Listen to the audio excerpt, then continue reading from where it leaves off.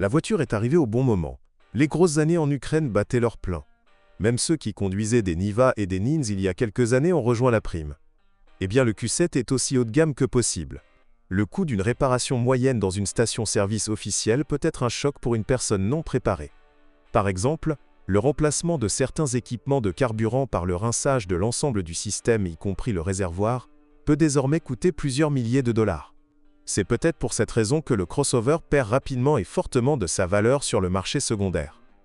Ainsi, le Q7 est arrivé en Ukraine avec des moteurs d'au moins 3 litres sous le capot. En fait, le plus optimal d'entre eux était considéré comme l'essence, 280 chevaux. La consommation de carburant est dans les limites de la décence et, en termes de fiabilité, elle est très correcte. Son seul malheur, ce sont les bobines d'allumage qui ne durent pas plus de 120 000 km. Au tournant de 200 000 km, une chaîne de distribution étirée devra être remplacée, et cette réparation est déjà plus coûteuse, jusqu'à 3 000 $. Les prix non officiels sont 5 à 2 fois inférieurs. Cependant, le moteur le plus utilisé était le V8 4.2 FSI, 350 chevaux. Pourtant, l'accélération est inférieure à 8 secondes. Le moteur est lui aussi avare de surprises, hormis le même étirement de chaîne suivi de réparations coûteuses. Avec le restylage de 2009, ces moteurs ont été remplacés par des moteurs turbo 3.0 TSFI turbo de 272 et 333 chevaux, qui se sont révélés avoir un appétit remarquable pour le pétrole. De plus, le moteur diesel 3.0 TDI 233 chevaux est souvent présent sur le marché.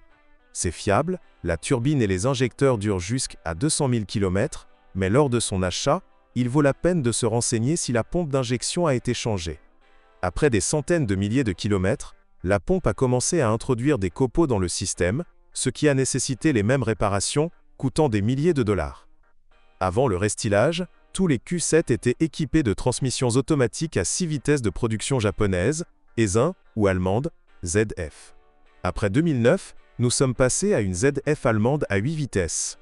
Il y a peu de plaintes à leur sujet, il suffit de surveiller le niveau d'huile, dont la pénétration, par exemple, dans le calculateur de transmission, provoquera des problèmes coûteux. En parlant de corps, on se permet encore une fois de se référer au mot magique « premium ». En général, la peinture est de haute qualité, le fer résiste aux influences environnementales. On retrouve cependant sur le Q7 restylé des traces de corrosion sur la peinture des portes. Les phares à LED s'embuent souvent. Avec l'âge, un problème surgit avec les essuie-glaces. Le trapèze se détériore, et les dents de leur pignon d'entraînement se cassent. Même une telle bagatelle peut facilement coûter entre 500 et 700 $. La buse du lave-glace arrière se bouche souvent. Il a été constaté que dans la zone de l'aile avant droite, le tuyau était débranché et la conduite sous l'ECU moteur était déchirée. Tout dans la cabine est plus ou moins en ordre. La seule chose est que les voitures d'avant-restylage semblent déjà un peu archaïques à beaucoup en raison de la petite taille de l'écran central.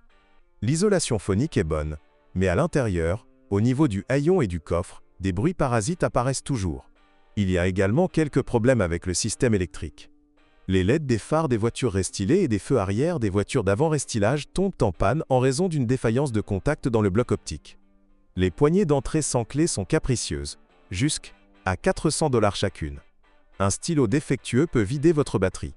La serrure du coffre, l'entraînement de la trappe du réservoir d'essence et les capteurs du radar de stationnement sont défectueux. Aux alentours de 100 000 km, à cause de l'usure des balais, le moteur du chauffage sifflera 300 $. Et puis, après plusieurs dizaines de milliers de kilomètres, les entraînements des registres du climatiseur commencent à cogner ou à se bloquer. En vieillissant, l'écran s'assombrit et le son du système MMI disparaît. De plus, le redémarrage n'aide pas toujours. Encore une fois les dépenses. Bref, les mêmes problèmes que tout le monde.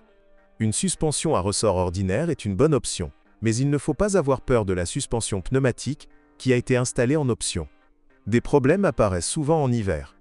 Les principaux dysfonctionnements sont une défaillance des vannes ou une usure du compresseur due à l'humidité accumulée dans le système. Le compresseur est réparé ou, pour 2000 $, remplacé par un neuf. Il est intéressant de noter que dans certains endroits, ils ont pu trouver une unité similaire de Mercedes-Benz, qui coûte 4 fois moins cher. Les vérins pneumatiques durent parfois plus de 200 000 km et coûtent jusqu'à 3 000 $ chacun. Que voulais-tu? Il faut payer richement pour le plaisir de conduire. De plus, lors du choix d'une Audi Q7 d'occasion, vous devez payer pour un diagnostic complet de la voiture. Et il est préférable que cela soit effectué par des spécialistes dans un centre de service officiel. Bonjour les amis. Vous cherchez une voiture d'occasion? Vous devez prêter attention au site web carm.pro. Carm.pro est grand catalogue de voitures, moteurs, boîtes de vitesse. Et le meilleur, c'est que vous pouvez trouver des informations sur les pannes de n'importe quelle pièce. Complètement gratuit. Allez sur le site web carm.pro et découvrez tous les éventuels points faibles des voitures d'occasion.